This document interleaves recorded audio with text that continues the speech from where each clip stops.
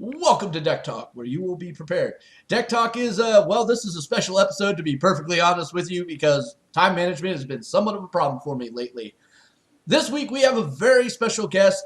Because of the release of Black Rock Mountain starting here in a few days, I decided to go get a known deck builder and see what he could come up with for this.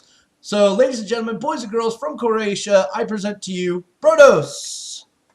And this is Hello, where everybody. everybody. Go ahead. Hello, everybody. I'm Brodos. I'm a Hearthstone player from Croatia. I'm a deck architect over at Heartpound. And today I came up here with 3 decks with some Blackrock Mountain cards. So, yeah, let's see how that will work. All right, so let me ask you something. You saw all 31 cards. Yeah. Some of them are really cool. Some of them really interesting. Some of them are definitely going to be a power shift. Some of them were, what the hell were you thinking, Blizzard? Um, Yeah. so now you've seen them all. Where do you think the power is going to lie in this new meta with these new cards? All right. So my thought is that some of the decks just got so much buff, while other ones just didn't see anything. Like Warrior didn't get pretty much anything. It got that freaking aggro card, which isn't good at all, in my opinion.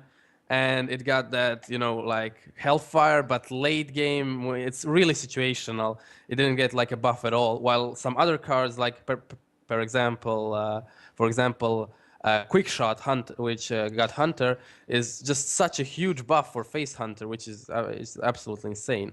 And just a reminder, folks, Quickshot will be available 4/2 2015. Enjoy Yeah, the cancer! yeah, Cancer will be everywhere, even more than it is now. All right. I've been looking at it, and I did a lot of reviews for all the cards as they were Hmm. piecemealing them out. And the one thing I kept coming up with is, wow, the only way you're really going to get away with dragons is in more control or ramp-oriented decks. Luckily, Yeah, they gave a ramp to Paladin. yeah, And, well, Druids, they've got like so much ramp built into them, they didn't have to give them jack for dragons. yeah, Um, indeed. and they'll still be fine with them. And then they kind of make you think you might be able to get away with Priest. What are your thoughts on that? So, yeah, Priest, it got that Twilight Whelp, which so that card is like really good. It's a 1 mana 2/3 most of the time, but like, why would you give it to Priest? Priest already has Zombie Chow, it has Nurture Cleric. You can't really fit in that third 1-drop. Well, So that's my first thought. I don't think you could really say Priest have zombie challenge. That's a neutral, but you know. Yeah, but it's like it really fits well that with Auchenai, it can be a plus.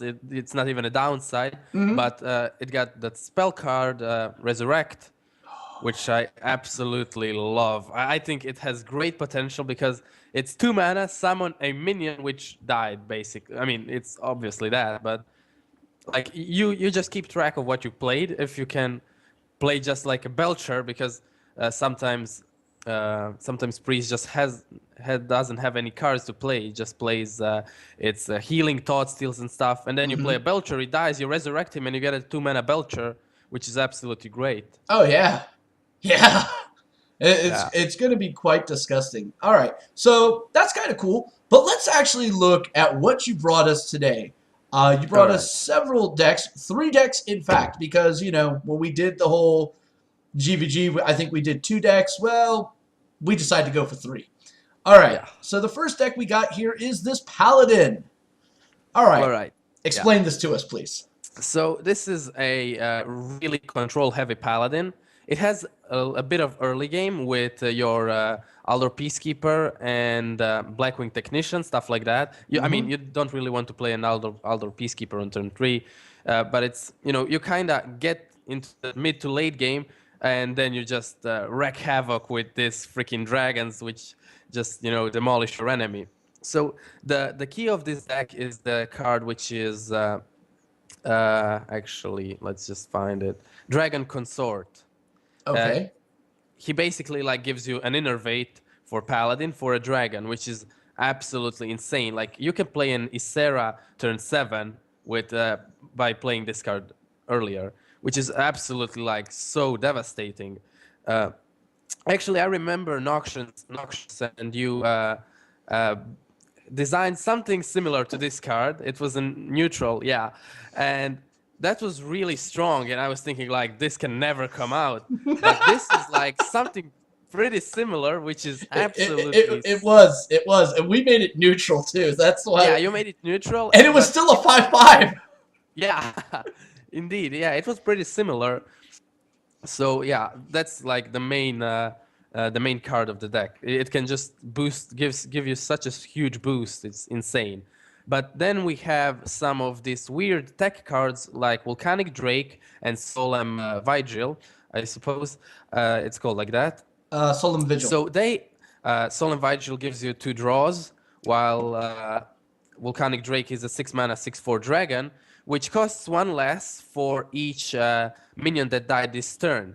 So my first thought was this is pretty bad. Like you can't really play around this mechanic, but playing a Wild Pyromancer equality usually clears like around, let's say, 3 minions, Including killing your your own. Pyromancer too, let's say. And that just makes them so much cheaper, which is absolutely great because you clear the board and you can either refill your hand or play these Volcanic Drakes and threaten the board again. Yeah. Now, I noticed you didn't go with the consecration here. What are your thoughts on this? So my thought on the consecration is that when do you play a consecration without equality? Very rarely, because Mech Mage has all its minions on 3 HP, more or less. There's a Noatron which has the Divine Shield again. You can't really go on that. While Pyromancer is like a consecrate, but you waste 2 mana less, and you get a minion killed on your board. And that's great for your for the each minion that died this turn mechanic. Okay. All right. So Now, that's how I went with no consecrate. now another thing I see here, which is actually really strange, is there's no shielded minibots. There's no zombie chows here. So you're kind of sacking that turn 1 and turn 2 there, and you're going to be heavily reliant on tokens and maybe an early game muster for battle. Yeah. So my thought behind that was earlier on, like in the start of Hearthstone, you didn't really see Paladin run much of many early game minions. No. Because it has its hero power. It's what it's known for. The dude, turn 2 dude. And we didn't see that in a long time because everybody started playing these jugglers, this shielded minibot, and I think turn 2 dude is not even that bad. No, it's And not. I mean, you can just continue building up from there, eventually coming to turn 4 already, maybe with a Twilight Drake, maybe with a Hungry Dragon, and you can already get your board control there. I think I would much rather go with the Twilight Drake over the Hungry Dragon in most scenarios with this, just due to the fact that they're going to already have an established board, and giving them another minion is not going to help. But they're probably going to end up trading 2, maybe 3 to 1. So Yeah, exactly. And also a thing behind Master for Battle. So one, it combos really well with the die this turn mechanic because you just spam the board with these 1-drops. But also people will use more removal than necessary to clear them because they're afraid of a Quartermaster. They don't know you're not playing a Quartermaster. that is true, because nobody wants, 9 damage coming at them. Exactly. Actually, technically 11, but nobody ever counts the Quartermaster in those computations. Come on now. All right. Yeah. So that's actually really interesting. I like the lay on hands because you're going to have to reset your life. You also got the anti-kill bot, another great life reset there. Yeah. Your turn 3, you've got so many options here for turn 3s. You got the Outdoor Peacekeepers, you've got the Technicians, and of course, Muster for Battle as the well. Technician is like 100% 3 mana 3/5 because there are so many dragons in this deck. It's like pretty much impossible not to draw into them. It's Senjin level stats without the taunt. For a mana less. Exactly. And when you think about it, it's kind of on par with Tinkertown Technician, but it's a little bit better because Tinkertown Technician, you have to keep something on the board to activate it up to a 4/4. Yeah. For this, it's just got to be in your hand. Yeah. Okay, so let's look at some of the big, beefy dragons you put in here. You have 2 dragons here, and I kind of want your thought process on there. You've got Ysera. Tell me why you went with this one versus some of the other ones that are out there. So, all right. Ysera, in my opinion, is like a win condition. Because, I mean, it is a win condition because it's so hard to remove. BGA doesn't kill it. It's not efficient to trade with it. You just have to silence or transform it with Hex Polymorph. So this that kind of needed a win condition if you just can't establish your board control. Like if you're in a mirror match, equality, consecrate, equality, pyromancer equality. You can't establish a board, and then you play Sarah. It stays alive. It stays alive for 2 turns. It cleans his board, and you're in a better position. So that's the reasoning behind the Sarah, and also the potential to play her on turn 4, on turn 7. My bad. With Nothing to say there. with the Dragon Consort. All right. While the other one, Chromagus, we got. So he's just. Imagine Kel'Thuzad. So he's really, really strong, but Kel'Thuzad is a must skill. He will maybe stay alive for a turn, and even if he stays alive for 1 turn, you will get so much value because he will trade with the board, out some removal, and also give you another copy of a card. Imagine having any of these cards, like getting a second antique heal bot. You just don't die. Getting another equality, it's just huge. That is pretty huge. One thing that I'm looking at here, and I'm thinking about this interaction, and I'm wondering if it works this way, is you get Ysera down. Let's say Ysera makes it, doesn't get silenced. Your next turn, you drop Cro-Magnus. Yeah, you get 2 copies. You get two copies of dream cards. Because Ysera says draw a dream card. Yeah, that's insane. Oh my god, it's like, oh, by the way, welcome to Double Nightmare. Yeah. that like you said, it's a win condition on its own, and you can make it even more disgusting. Yeah, wow. That's definitely Nightmare. It is. But again, it has to go without saying that aggro could become a problem for you with this deck. Yeah, aggro. I mean, you can build a deck which is good against aggro, good against control, good against mid-range. It has to be weak to something, right? Right. Now, I see this doing very good against mid-range, probably around 57 to 60%. In the control matchup, I think it's actually going to favor you a little bit more because you have the way of ramping out the dragons, which are going to be huge impact. And ironically enough, the only tool I could see being useful against your big top-end minions here, as you've already stated, were like Hexes, Polymorphs, and I know I'm going to say this and catch a hell of a lot of flack in the comments, Rend Blackhand. Yeah, Rend Blackhand. That card is awful, though. When a card is BGHable and swipeable in the same card, it's freaking bad. It's freaking bad. Hi, I paid 7 mana to take out your legendary. I paid 2 mana for a flame cannon. Fuck you. Indeed. Yeah, that's exactly what I'm talking about. Like, it's so unbalanced in that way, but I think people will try to play it here and there, get some value out of it, but it's so situational. Like, it is. It's you need to hold extremely. a dragon. I mean, holding a dragon is not the problem. It's the problem having him when your opponent has a legendary. Right, because the opponent's probably already going to get value out of that legendary. Yeah. Yeah. Oh, look, I played Ragnaros. What do you do? Well, I'm going to take 8 damage, and then I'm going to kill it with Rend. Wouldn't... I don't know, save some mana and actually have a follow-up play, and a big game hunter might make a little bit more sense. He won't see much play, let's be honest. No, he won't. He's garbage. All right, so I think we spent enough time on this Paladin deck. It's really cool. It's got a lot of the standardized tools that we're used to seeing, and it's using a lot of these new cards quite nicely.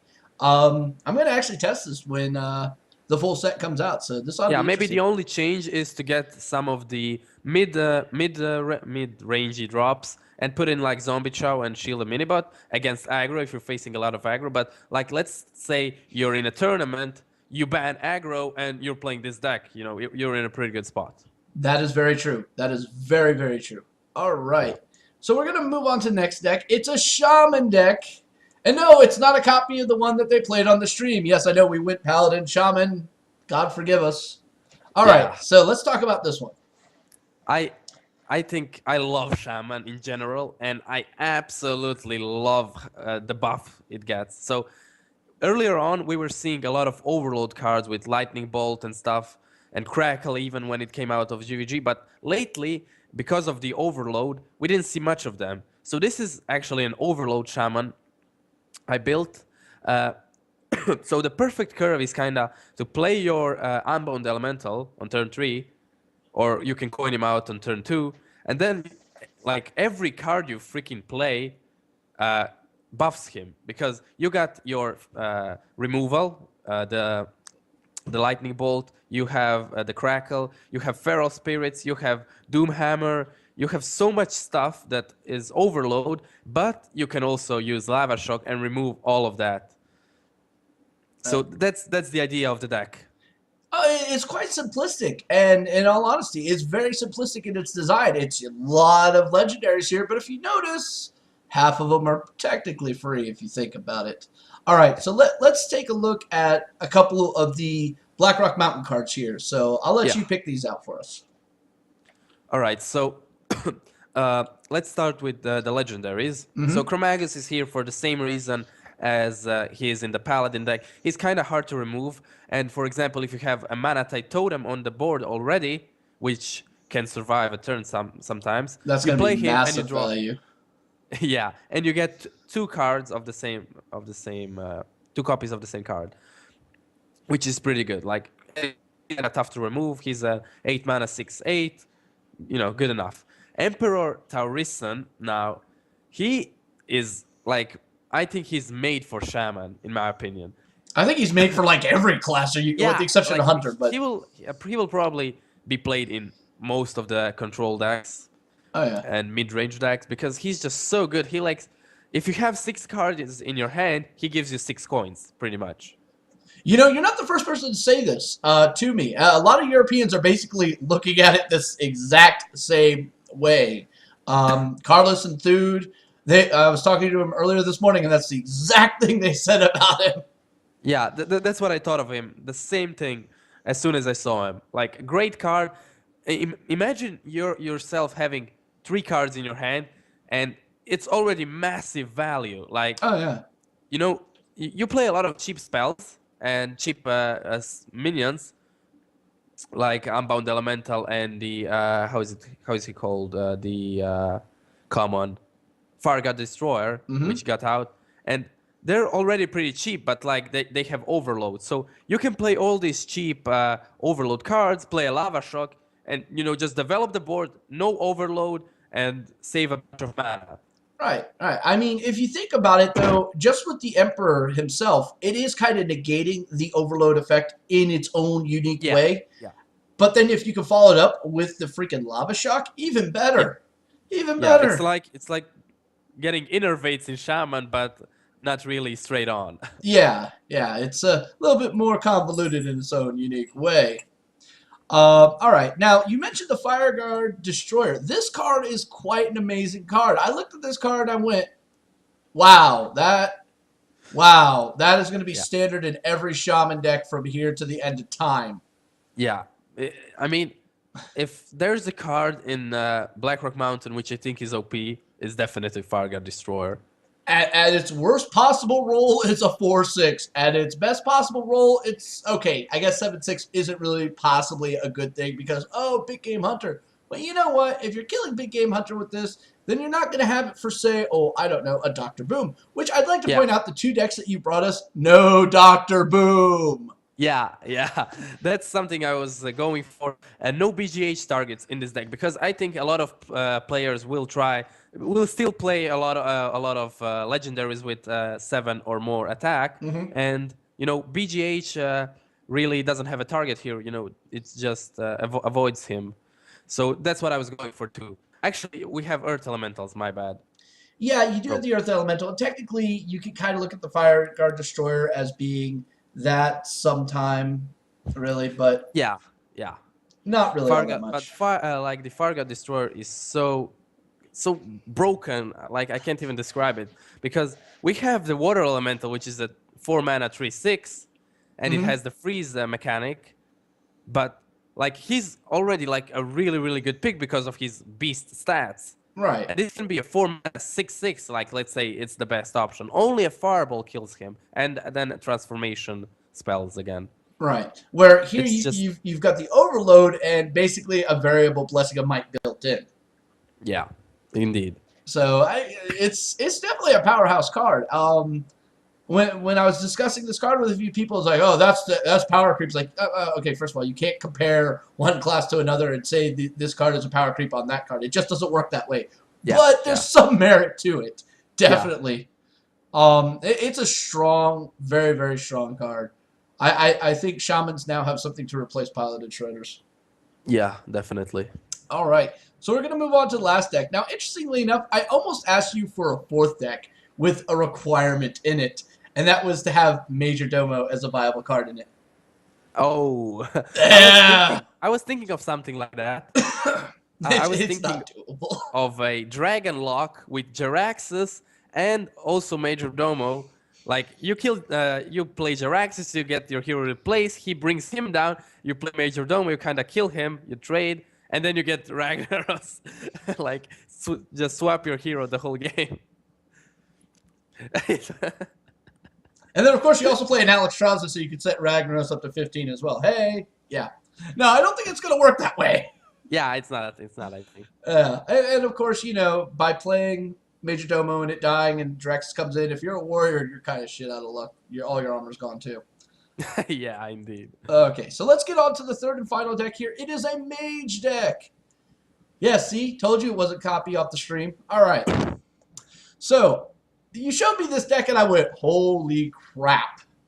There's so much power in this. I'm going to just sit back and I'm going to let you explain this one. So, this deck, if I should name this deck, I would just call it value. Like, because every turn you get the best in-slot minion, more or less, which is just absolutely devastating. And then your opponent doesn't kill it, and you just clear it with a Frostbolt or with a Fireball, and you're just developing your board with such strong freaking minions. It's insane. So for the early drops, we have the Mana Wyrm, we have Unstable Portals, like maybe your opponent coins out a minion earlier because he thinks like it's some kind of aggro, and then you start going into your mid-range stuff. I would call this a mid-range deck. It's a very progressive mid-range, yeah. Yeah, you would start playing like your Harvest Golem, your Flame Wakers, kind of taking on the board, and then just playing while playing your spells, developing your board, and just overwhelm your opponent with all the resources you have. That's kind of the idea of the deck. It's a very tempo-centric deck, if I do say so myself. I mean, I'm looking at this and it's like tempo trade, tempo trade, tempo trade. Almost everything in here is tempo trade, with the exception of like Blood Mage Thanos, which is, sometimes you just really need to go to face. Yeah. So, but it's kind of it's kind of a situational card. I mean, Blood Mage Thanos. But still a card everything draw. else, like Emperor Taurissan, is here for the same reason. You play him, you just get a bunch of coins, and just go on from there. Now, interestingly enough, you're playing Emperor Taurissan, who is a 6-drop, and you're also playing the most notable, overly used 6-drop since, they made her a 6-drop, and that's Sylvanas Windrunner. That's like super value there. I mean, most people are sitting there trying to figure out, all right, do I really want to trade out Sylvanas for this? You said, no, screw that. I want both. I'm going both. Yeah. I was thinking the same thing. Like, either I play Cairn, Sylvanas, or Taurissan. Like, I have to play one of them, that's for sure. And you just sat back and went, YOLO. Why not play two? Yeah. So the idea is, like, you get some early game. You play, like, your big 4-drops. We have a lot of 4-drops. So you absolutely need a good 4-drop, like Hungry Dragon, Pilot, Shredder, or Water Elemental. And then you will have hopefully draw a 6-drop on turn 6. And you will play Emperor Taurissan or Sylvanas Windrunner. Actually, I'm counting here. I think you actually have more 4-drops than your Paladin deck. Yeah, I think so too. I never thought that day would ever happen, that some other class would have more 4-drops than a Paladin. I don't play Consecrated there, yeah. It's just... All right. I absolutely love this kind of mage. Like, just nice mana curve with removal and, just roll with it. All right. Okay, so let's look at some of the spells here. Unstable Portal has become a staple ever since GVG release. Yeah, more or less, yeah. Flame Strike, because 4 damage AoE, why not? Frostbolt, cool. Arcane Intellect, Fireball. What? You didn't take that Death Mechanic for free damagement spell there? So, yeah, I think that card is absolutely awful, Trash. in my opinion. Which In trash my, tier? yeah, It because really is. I've tried every possible combination of making that card work, short of, Doomsayer clearing a bunch of minions and then, because it's going to kill them on your turn, then getting a free blast to their face. What the hell? yeah, because like, why would you play that when? So some mage decks don't even run Fireball because they don't have space, and then Which, why would you run that? yeah. So it's. I kind of feel like they're trying to get this, death for reduction effect. They're trying to really push it on us. And I've seen maybe a couple minions where it's a little bit valid in only certain decks, but I'm not sure it's really a mechanic that the community's overly going to embrace that much. Yeah, yeah. I think it's easier to make an Antonidas survive a turn than to play that for 3 mana. Oh, yeah. Oh, yeah. Yeah. Mind you, the whole get a bonus if this is the only card in your hand when you play Yeah. it. I always picture if a card is good, like I see myself in a late game, no hand, top decking position. And I top deck that. What the hell? What the hell do I do with that? Yeah. I mean, there's a lot of cards that I look at it. I mean, you can kind of look at the core rangers like, oh, crap, well, at least it's a 7/7. And then, Big Game Hunter comes down and you're like, well, Yeah. done. I'm done. All that for I'm going to bed. So, I mean, there's a lot of cards in this set that I see like that, but there are also some that I see are quite amazing, and there's some in there that I see are there for pure fun value. Grim Patron, most notable of this. I'll talk a little bit about Gang Up, actually. Oh, I've been Yeah, using this that is one card of as the. a meme on Twitter lately. Yeah. All right, so let's go on. Let's talk about this. Matter of fact, let's move. So, Well, yeah, actually, as yeah. soon as I saw it, I was like, what the hell? This is freaking broken. Like, imagine all the possibilities. Like, we could go on with only the possibilities endlessly. So many things can happen. Like, that's absolutely sick. But also, a funny thing that I noticed was Milrogue was a thing earlier on. Milrogue was played, but the problem with Milrogue is that eventually, you get to your fatigue almost at the same time as your opponent does, right? But with this, you're so ahead of fatigue, and you can also duplicate, gang up your Coldlight Oracle, and just get a bunch of them and just win the game from there. You have double heal bot.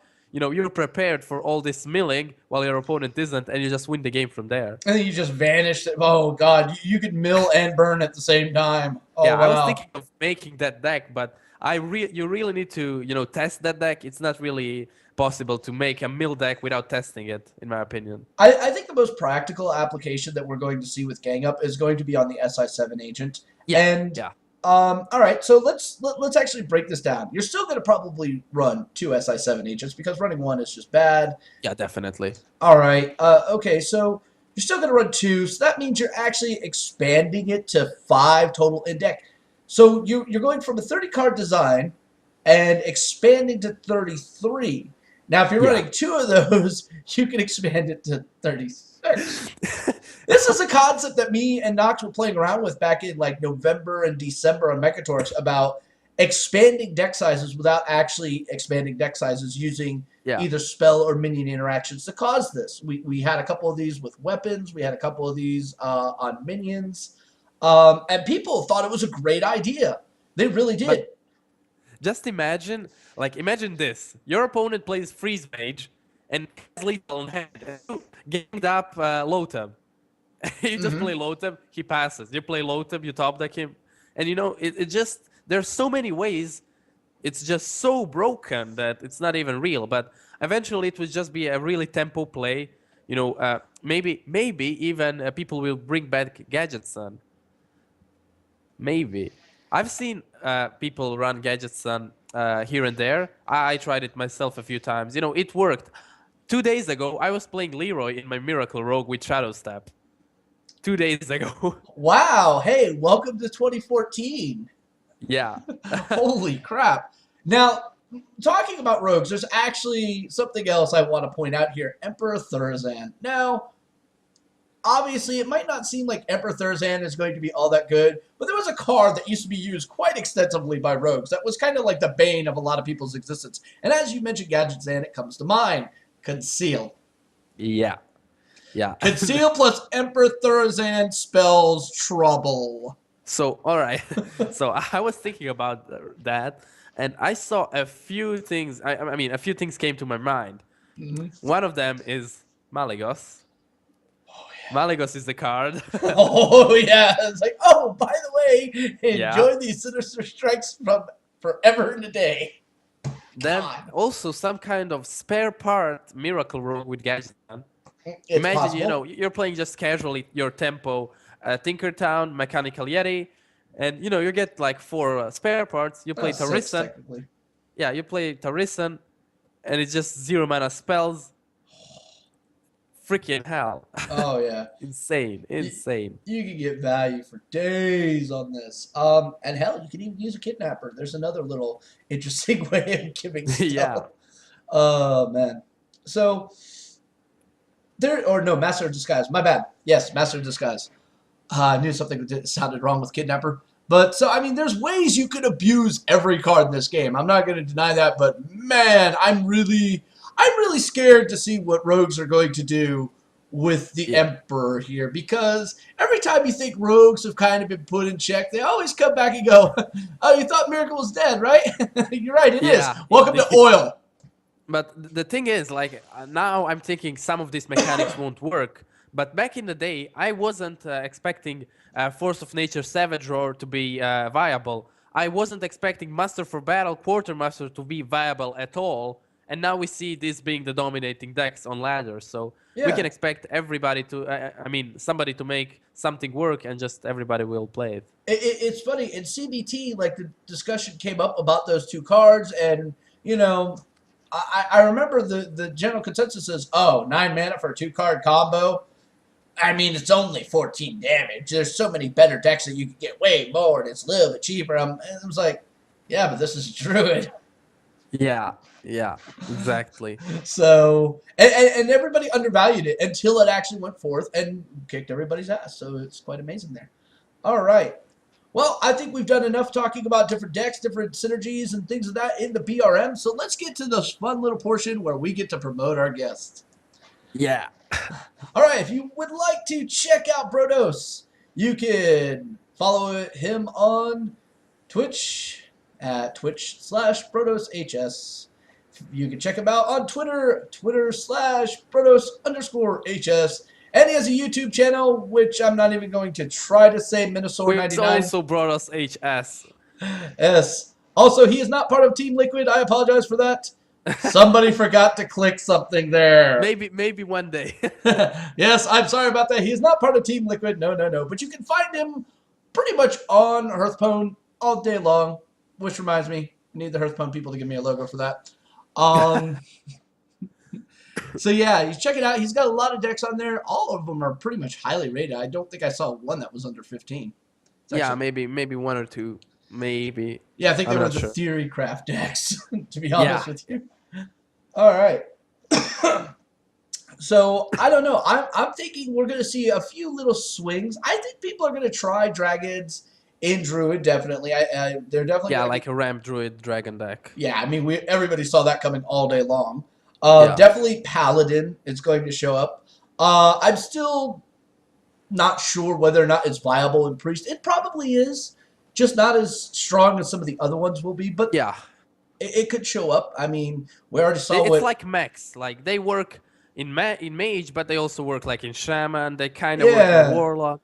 Yeah, they kind of do.